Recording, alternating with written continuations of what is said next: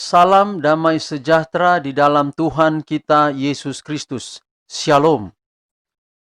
Puji dan syukur patut kita persembahkan kepada Tuhan oleh karena pimpinan Tuhan yang ajaib di dalam kehidupan kita sepanjang hari-hari yang telah berlalu dan teristimewa sepanjang malam dalam peristirahatan kita hingga kita boleh bangun di pagi hari ini.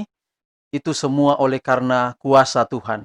Kita boleh panjatkan pujian kepada Tuhan, haleluya kepada Tuhan, oleh karena lindungan Tuhan yang ajaib dalam kehidupan kita. Maka tidak ada alasan untuk kita tidak bersyukur kepada Tuhan.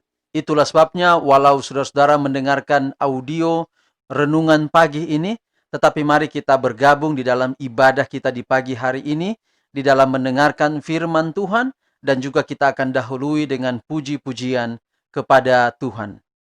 Saudara-saudara yang kekasih, sebelum kita memulaikan ibadah kita, marilah biarlah kiranya kita akan memuji Tuhan dari lagu Sion nomor 37, lagu Sion nomor 37 dengan judul Waktu Pagi.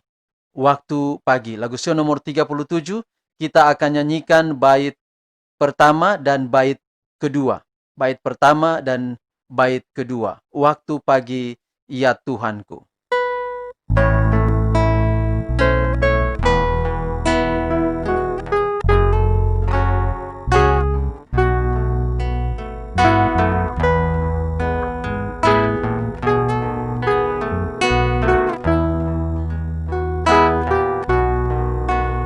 Waktu pagi, ya Tuhanku, dengarlah suaraku,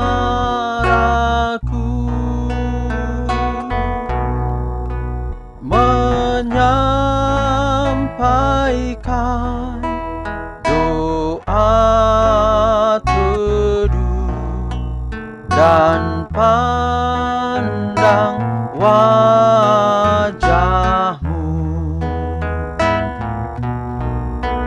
kehadiranmu ya Allah, Yesus Kristus telah naik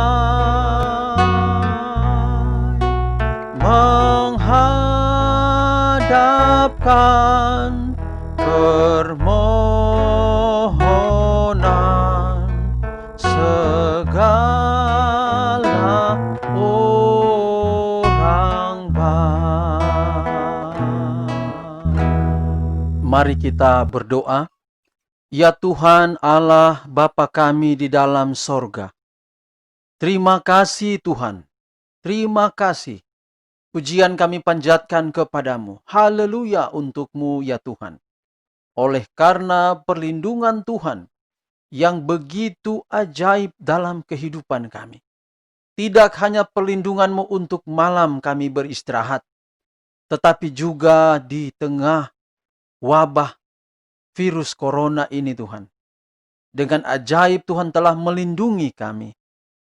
Sebagai hamba Tuhan, saya percaya bahwa setiap pendengar yang mendengarkan renungan pagi ini dalam ibadah pagi ini Tuhan, telah diproteksi oleh tangan Tuhan yang ajaib. Kami boleh tidak terkena virus corona, bukan karena kepintaran kami, bukan oleh karena kelincahan kami menghindari virus itu, tetapi hamba-Mu percaya, hanya oleh karena tangan Tuhan yang ajaib, yang telah melindungi kami, sehingga hingga detik ini, kami masih terhindar dari wabah virus yang mematikan ini. Itulah sebabnya Tuhan kembali lagi di pagi hari ini. Kami mau melakukan semua aktivitas kami, tapi kami mau mendasari hidup kami dengan datang kepadamu melalui ibadah pagi, renungan pagi ini Tuhan. Biarlah kiranya Roh Kudus-Mu menguasai kami. Sebentar lagi kami akan mendengarkan firman Tuhan. Biarlah pekabaran firman Tuhan ini boleh mengubah hidup kami, boleh menuntun kami, untuk kami tetap setia, untuk kami tetap berjalan di dalam jalan-jalan Tuhan. Dan biarlah kami didapati setia pada waktu Engkau datang, pada kali kedua atau pada peristiwa Maranatha. Kami sudah dengar lama tentang Yesus segera datang. Tetapi wabah corona ini adalah pengumuman surga. Surga mengumumkan kepada dunia bahwa Yesus benar akan segera datang. Kami rindu Tuhan untuk melihat Engkau di awan-awan menjemput kami ke negeri yang telah Tuhan sediakan bagi kami. Sekali lagi Tuhan, sediakanlah tanah hati kami ini untuk pekabaran firman Tuhan yang hendak kami dengarkan. Inilah doa kami ya Bapa, terpujilah nama Tuhan. Kami sambut firman Tuhan di pagi ini, dalam nama Yesus Tuhan dan Juru Selamat kami. Amin. Judul renungan kita di pagi hari ini adalah pengaruh kita sangat penting. Pengaruh kita sangat penting. Perhatikanlah supaya jangan ada orang yang membalas jahat dengan jahat, tetapi usahakanlah senantiasa yang baik terhadap kamu masing-masing dan terhadap semua orang.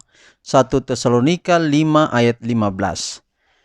Ada kefasihan yang jauh lebih berkuasa daripada kefasihan kata-kata dalam kehidupan seorang pengikut Tuhan sejati yang murni dan benar.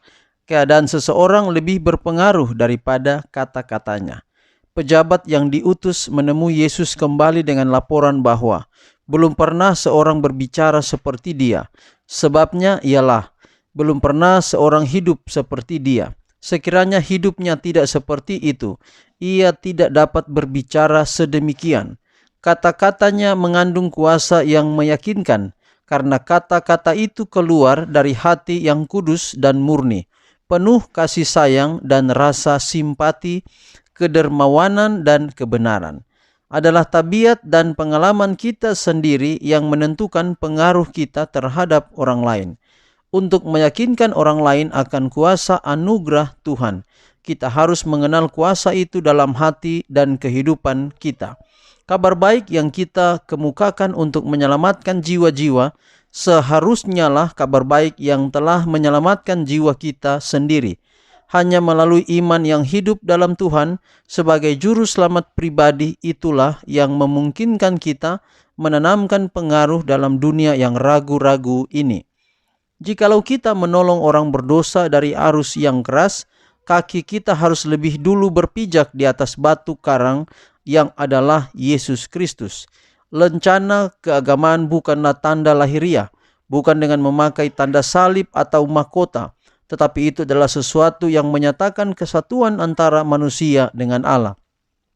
Dengan kuasa kemurahannya yang dinyatakan dengan perubahan tabiat, dunia ini diyakinkan bahwa Allah telah mengutus Yesus sebagai penebus dunia.